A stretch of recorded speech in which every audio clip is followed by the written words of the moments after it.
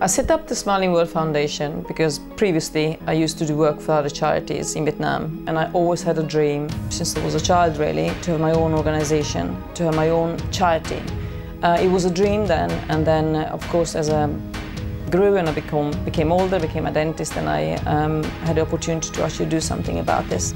I picked Sierra Leone because it is the poorest country in the world, and also because it's actually pretty easy to get to from London, since it's only 6 hours compared to what I used to do in Vietnam. So I can actually devote more of my time going over there and helping the children.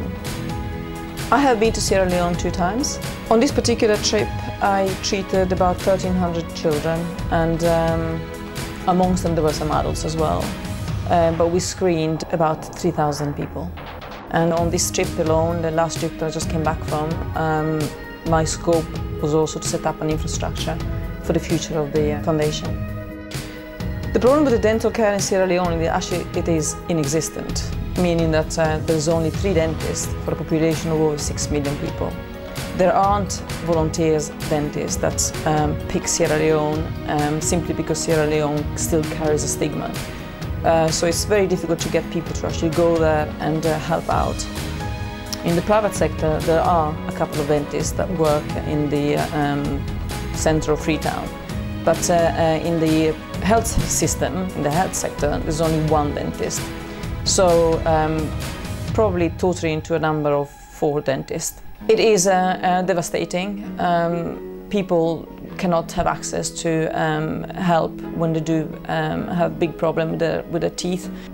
Checkups are not something that actually is a common practice in this country. As a result of that, children's teeth deteriorate, they develop awful dental conditions and sometimes fatal conditions. Of course, then they go and search for home remedies like the witch doctor, which still is something that is a common practice in Sierra Leone.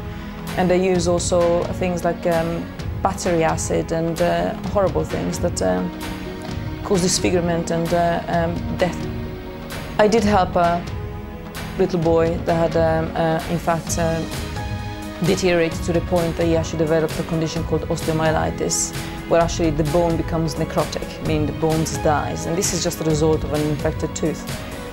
If this condition is not treated, the boy will die. As a result of this operation, well, he actually just had 1 of the 2 operations that he needs. This boy will now survive. He will be unfortunately disfigured for the rest of his life, but at least he will have a chance to survive. The future that I'm hoping to hold for the Smiling World Foundation is that it will be actually self-running, even without me being there. So I can actually send volunteers out, having set up an infrastructure that will support my program. I need dentists to understand that I cannot do this all by myself. So volunteer dentists are very welcome. And to develop it, to make it bigger and stronger, and to be able to work without me being there present all the time, to the team that I actually have trained, and I'm working in conjunction with the Teeth Savers. I have set up a team in Sierra Leone. This team is actually an existing team which is supported by a different charity which is called Teeth Savers, and there's an American-based charity. The team that I use is consisting of 4 people in particular, and they come with me to all the places that we visit, trying to go to the schools and teaching the children how to brush their teeth, the importance of brushing their teeth and what causes tooth decay. People can help me by, first of all, looking at the website.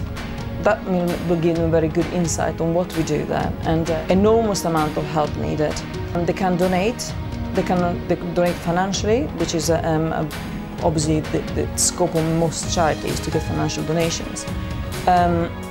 This charity is a non-profit organization, and everything that goes into the charity's account is for the children only.